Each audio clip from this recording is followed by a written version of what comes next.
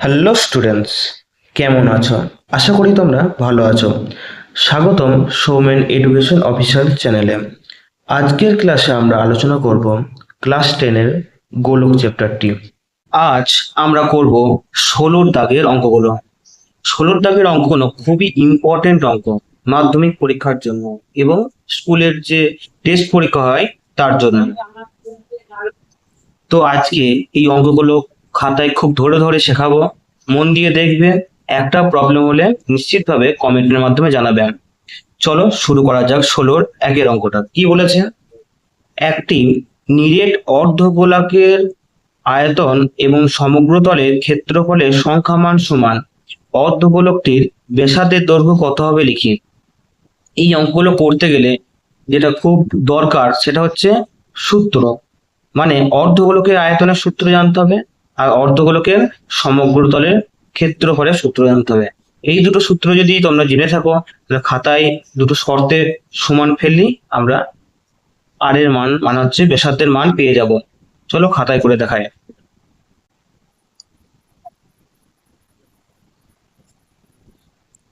নিরেট অর্ধগোলকের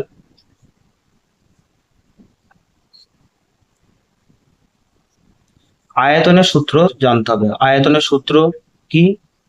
2/3 পাই r cube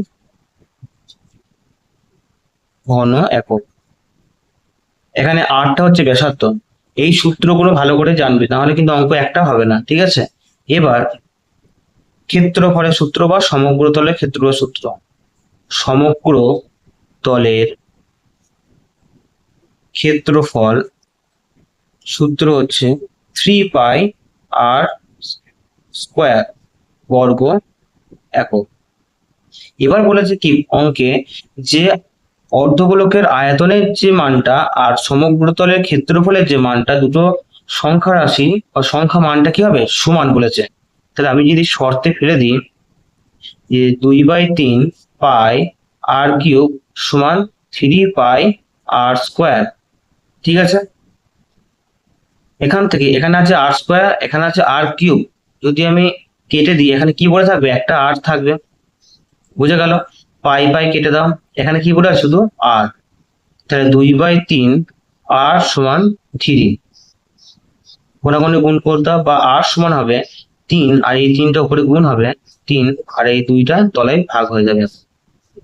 বুঝে গেল?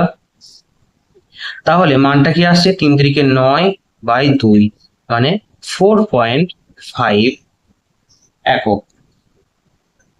তাহলে আমরা কি মান বেরোলো? আর এটা চেয়েছে যে অর্ধগোলকটির ব্যাসার্ধের দৈর্ঘ্য কত। অতএব অর্ধগোলকটির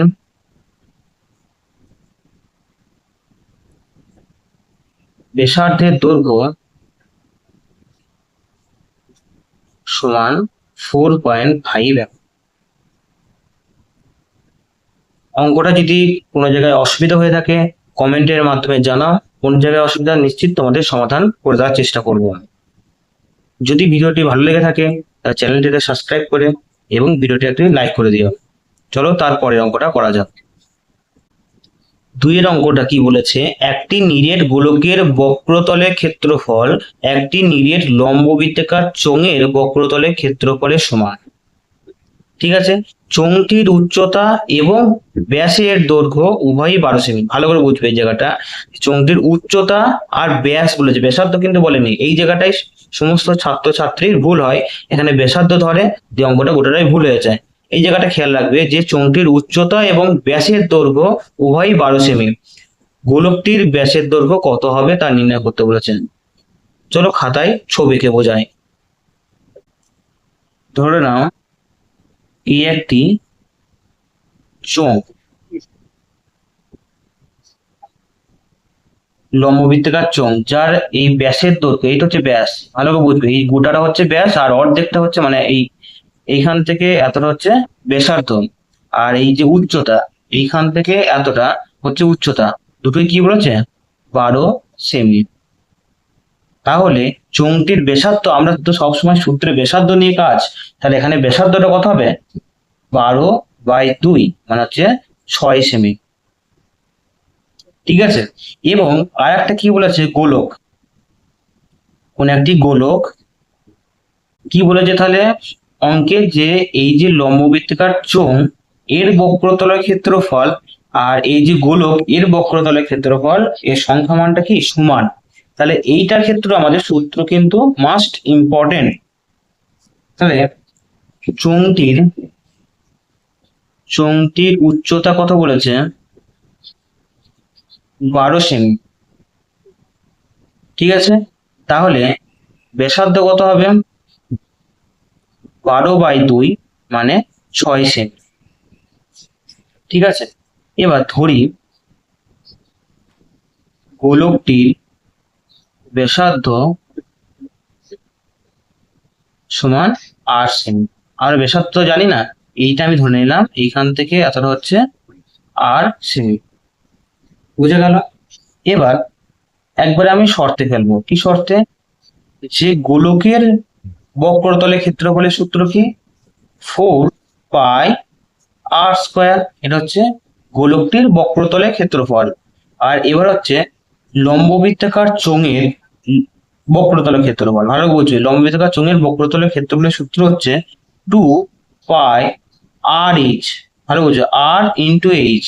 এটা লিখছি না, আর এর মানটা আমি কি বেরোলো, ব্যাসার্ধ 6, আর এইচ এর মানটা কি বেরিয়েছে, উচ্চতা, এটা হচ্ছে এইচ, এটা হচ্ছে আর।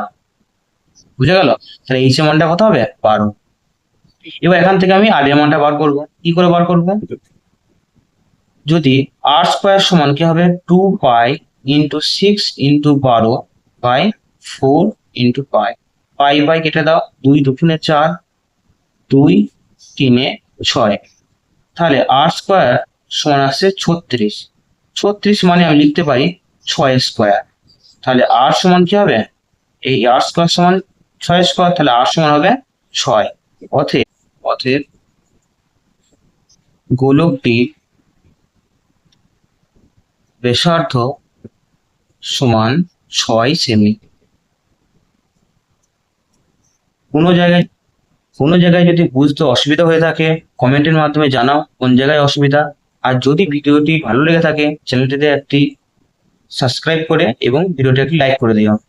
3 অঙ্কটা কি বলেছে দেখি, একটি নিরেট অর্ধগোলকের সমগ্রতলের ক্ষেত্রফল এবং একটি নিরেট গোলকের বক্রতলের ক্ষেত্রফলের মান সমান। ভালো করে বুঝবে এই জায়গাটা, অর্ধগোলক বলেছে আর একটা নিরেট গোলক বলেছে, এর বক্রতলের ক্ষেত্রফল এর সমগ্রতলের ক্ষেত্রফল কি বলেছে, সমান। এবার অর্ধগোলক এবং গোলকের ব্যাসার্ধের দৈর্ঘ্যের অনুপাত, এই অঙ্কটা করতে গেলেও সূত্র দরকার। কি কি সূত্র দরকার, অর্ধগোলকের সমগ্রতলের ক্ষেত্রফলের সূত্র 3πr², আর নিরেট গোলকের বক্রতলের ক্ষেত্রফলের সূত্র 4πr²। ঠিক আছে, এখান থেকে আমরা r1 r2 ধরে নেব, অর্ধগোলকের ব্যাসার্ধ আর নিরেট গোলকের ব্যাসার্ধ r1 r2 ধরে নেব, সেখান থেকে r1 আর r2 অনুপাত বার করব, সহজে হয়ে যাবে। তাহলে ধরি অর্ধগোলকের ব্যাসার্ধ সমান r1 একক ও নিরেট গোলকের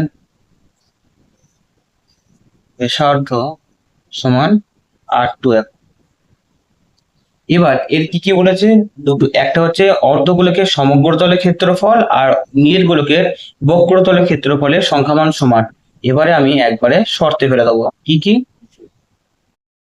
এর সমগ্রতলের ক্ষেত্রফলের সূত্র 3πr1² সমান, নিরেট গোলকের বক্রতলের ক্ষেত্রফলের সূত্র হচ্ছে 4πr2 তার স্কোয়ার।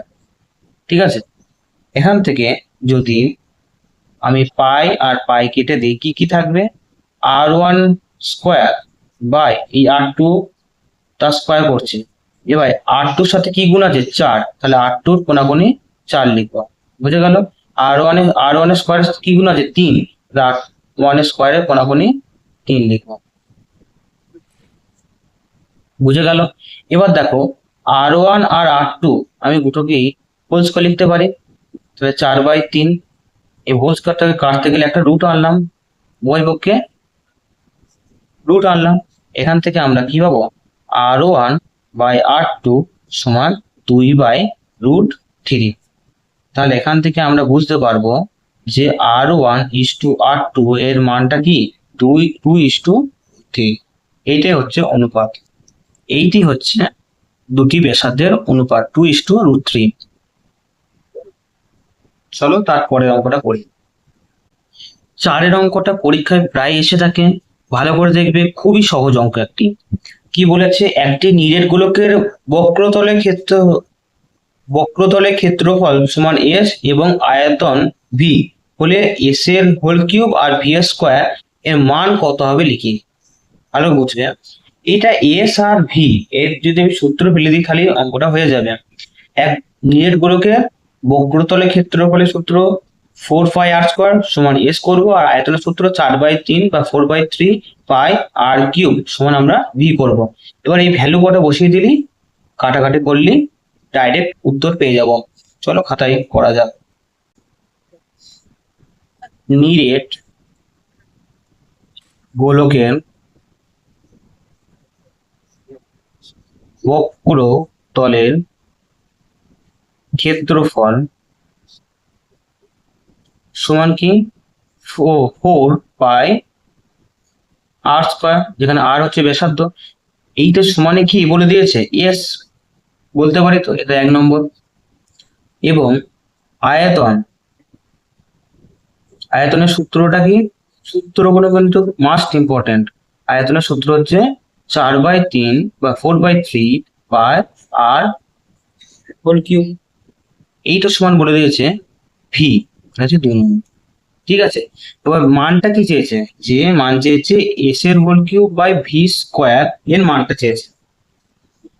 ভালো করে বুঝবেন, এস এর হোল কিউব, এস মানে কি 4πr², তাহলে 4πr² আমি কবার লিখবো, 3 বার। বুঝে গেল। এবং ভি স্কোয়ারের মানটা কি 4/3 পাই আর কিউব, একে আমি কবার লিখবো, 2 আছে, তাহলে 2 বার লিখবো। 4/3 pi r cube into 4/3 by r cube. বুঝে যাচ্ছে। এবার দেখো আর কিউব কটা আছে, আর কিউব তার মানে নিচে আছে 8 6, আর উপরে 2 আর স্কোয়ার মানে এখানেও কটা আছে, 6টা, তাহলে সব কটা আর² আর আর কিউব কেটে দেবো। বুঝে যাচ্ছে। পাই, এখানে দুটো আছে, পাই পাই, দুটো পাই, একটা পাই থেকে যাবে। এবার হচ্ছে, এবার একটু গুছিয়ে লিখি, সহজ হবে। কি কি পড়ে আছে, উপরে পড়ে আছে 4, 4টে 4, 1 2 3, 3টে 4, ঠিক আছে, আর একটা আছে পাই, বেশ। আর নিচে পড়ে আছে 1 2, দুটো 4, আর এই যে 3 তলায় আছে সেগুলোকে আমি ওপরে লিখে দেবো। দুটো 3 আছে, ওপরে লিখে দেবো। 4 4, দুটো কেটে গেল, পড়ে আছে 4 3 12, 12 3 36, 36 পাই। এইটাই হচ্ছে অ্যান্সার। বোঝা গেল। যদি কোনো জায়গায় অসুবিধা হয়ে থাকে কমেন্টের মাধ্যমে জানাও। ভিডিওটি ভালো লেগে থাকলে ভিডিওটিতে একটি লাইক করে চ্যানেলটিতে সাবস্ক্রাইব করে দিও। চলো তারপরের অঙ্কটা করা যাক। এই যে 5 অঙ্কটা আছে বইয়ে, খুবই ইম্পর্টেন্ট অঙ্ক। এই অঙ্কটা কিন্তু পরীক্ষায় আসে, কিন্তু ভালো করে করতে হবে, মাধ্যমিকেও আসে। ভালো করে বুঝবে। একটি গোলকের ব্যাসার্ধের দৈর্ঘ্য 50% বৃদ্ধি করলে বক্রতলে ক্ষেত্রফল শতকরা কত বৃদ্ধি পায় তা লিখি। তাহলে 50% বৃদ্ধি করছি, তাহলে ক্ষেত্রফল কত বাড়ছে, এখানে কত বাড়ছে না, শতকরা কত বাড়ছে বার করতে হবে। খাতার মাধ্যমে দেখায়। ধরি গোলকটির ব্যাসার্ধ সমান আর একক। ভালো করে বুঝবে অঙ্কটা। তাহলে বক্রতলের ক্ষেত্রফল কত হবে, ক্ষেত্রফলের সূত্র কি 4πr², বর্গ একক। এবার কি বাড়াচ্ছে, 50% কি বাড়াচ্ছে, বাহুর দৈর্ঘ্য নয়, ব্যাসার্ধের দৈর্ঘ্য বাড়াচ্ছে। অতএব 50% ব্যাসার্ধ বৃদ্ধি করলে নতুন ব্যাসার্ধ হবে কি হবে, আগে ছিল কত আর, তাহলে আর ছিল, তাহলে 50% বাড়াচ্ছে আর গণিত 50/100, এই জায়গাটা বোঝা গেল। আগে ছিল আর, আর এখন বাড়াচ্ছে কত 50%, মানে আর এর 50%, আর গণিত 50/100, 50 2 100, তাহলে আর প্লাস r/2, মানে 3r/2 হচ্ছে নতুন ব্যাসার্ধের দৈর্ঘ্য। তাহলে এই যে ব্যাসার্ধ পেলাম, তাহলে এখন ক্ষেত্রফল কত হবে, অতএব বক্রতলের ক্ষেত্রফল আর লিখলাম না, একবারে ক্ষেত্রফল সমান হবে 4πr²। তো এখানে আর কোনটা, 3r/2, 3r/2 তার হোল স্কয়ার। যদি এটাকে আমি সিম্পলিফাই করি কি হবে, 4π ইন্টু 9r²/4, 4 কেটে গেল, তাহলে 9πr² হচ্ছে নতুন ক্ষেত্রফল। তাহলে আগে ছিল কত 4πr², এখন কত হয়েছে 9πr², তাহলে কতটা বৃদ্ধি পেল ক্ষেত্রফল, অতএব ক্ষেত্রফল বৃদ্ধি পেল, কত বৃদ্ধি পেল, 9πr² মাইনাস 4πr², বৃদ্ধি পেল 5πr² বর্গ। এবার বুঝতে হবে এই যে 5πr² বৃদ্ধিটা পেল কোন ক্ষেত্রফল থেকে বৃদ্ধি পেয়েছে। প্রথমে কত ক্ষেত্রফল ছিল 4πr², মানে 4πr² ক্ষেত্রফল থেকে বৃদ্ধি পেল 5πr², একে কত বৃদ্ধি পেল 100 থেকে কত বৃদ্ধি পেল, 100 থেকে কেন বার করছি, যেহেতু অঙ্কতে বলে দিয়েছে শতকরা কত বৃদ্ধি পাচ্ছে। তাহলে প্রথমে বৃদ্ধি পেয়েছে 4πr² থেকে, অতএব 4πr² বর্গ একক থেকে বৃদ্ধি পাই 5πr² বর্গ একক।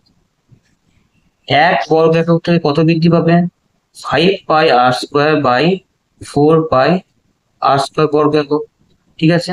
আর 100 কত বৃদ্ধি পাবে,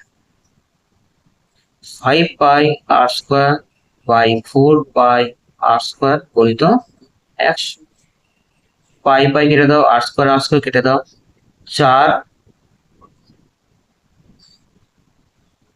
4 25 100, আর 25 125, তাহলে কত পার্সেন্ট বৃদ্ধি পেয়েছে, 125% বৃদ্ধি পেয়েছে, বা শতকরা 125 বৃদ্ধি পাবে। যদি কোনো জায়গায় অসুবিধা হয়ে থাকে এই অঙ্কটির ক্ষেত্রে কমেন্টের মাধ্যমে জানাও, কোন জায়গায় অসুবিধা, নিশ্চিত সমাধান করে দেওয়ার চেষ্টা করব। এবং যদি ভিডিওটিতে ভালো লেগে থাকে তাহলে ভিডিওটি একটি লাইক করে এবং চ্যানেলটিতে সাবস্ক্রাইব করে আমার পাশে থাকবে। ধন্যবাদ।